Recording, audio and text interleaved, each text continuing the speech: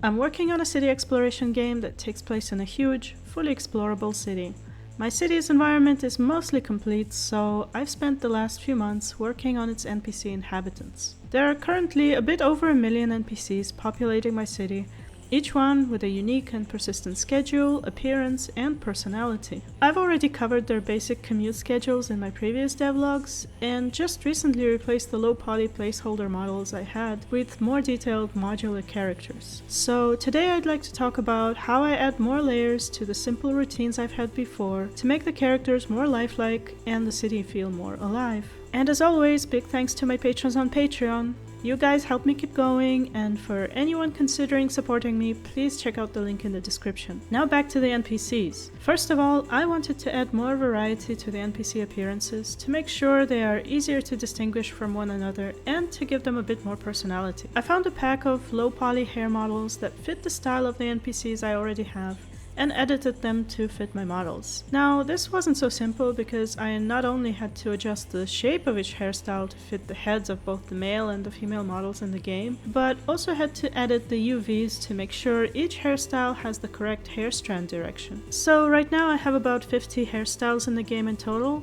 and although some of them look similar, they add a lot more variety to the NPC appearances. And yet, they are still not quite enough because most of the hairstyles I have now only represent straight hair. So I'm still looking for curly hair, braids, dreads, and maybe even some less conventional hairstyles. I've also added a handful of facial hair options and glasses that add even more personality to my little guys. Combined with a variety in color combinations that I've already talked about in the previous devlog, this creates a pretty diverse crowd. Then of course, I really need more clothing options, as they only have 2 types of garments right now. But clothing is harder to add because it needs to be rigged to the character skeletons and modified for each body type, so I think I will leave that for later. So now that I have more variety in the NPC appearances, I can continue to add detail and complexity to their behaviors. I've decided that it's time for my citizens to relax a little bit, so I've added a leisure phase to their schedules. Now remember, the NPC behaviors consist of 2 components.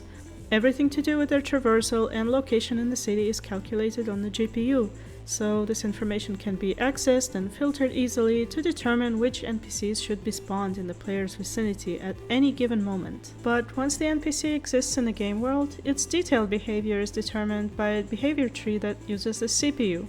So to add a new phase to the characters, I had to modify both of those systems. I added the GPU code to the Grid 2D calculation that stops an NPC on their way home from work at a random location and for a random period that changes every day, unlike the work schedule, and marks that period of time as leisure, which ensures that the correct behavior kicks in on the CPU. Then the behavior tree AI that I wrote picks a leisure location nearby out of several options.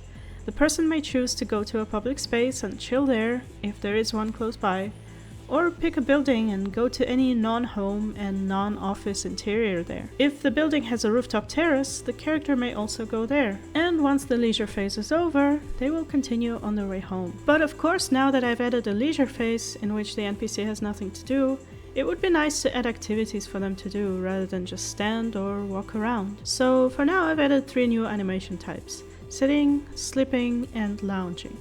Now the characters will scan nearby furniture items every now and then and detect seats, which I already had marked by using sockets. I'm also marking different types of seats by using component tags, so the NPC knows which ones they can use for sleeping or lounging rather than just sitting down. They will also know which seats are already taken, as I am keeping track of them in a central controller. So if 2 characters decide to pick the same piece of furniture, they will sit in different seat sockets if that piece of furniture has more than one, which always looks kinda cute because it looks like they intentionally choose to sit next to each other. I also made them look at each other and the player, and it always looks so cute when they do that. Maybe next I can make them have conversations. One thing I am struggling with though is the transition animations from standing to sitting down or laying down. Because the environment is fully procedural, the pre-made animations don't really cut it because I cannot predict which position the NPC will be sitting down from, and I can't make them sit down from a predetermined location because it may be blocked by other furniture. I also can't predict the shape of the furniture they will be sitting on because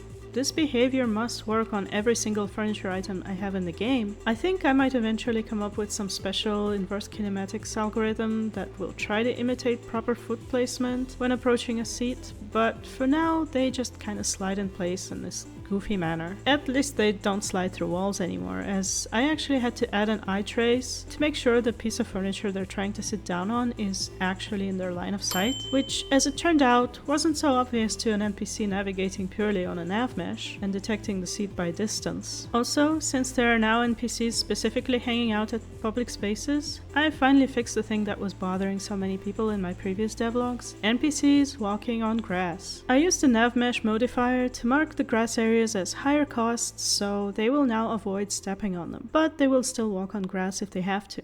I also did the same thing with roads and added crosswalks, so the NPCs will now jaywalk a lot less. There's still a lot more work to do on the NPC behaviors, like adding more idle animations, work behaviors, and interactions with one another, but I think I will wrap up this iteration for now and start adding interactivity with the player, namely dialogue and reactions to hits, which already have physical animations, but so far no behavior impact. I also want to add eye and eyelid animations to the NPCs so they can look in different directions, blink, or close their eyes when sleeping. But I don't want to create a full facial rig, so I think I will just hack together a vertex shader that will accomplish this. And of course, optimization is always a concern, as the NPCs cause a noticeable performance hit currently.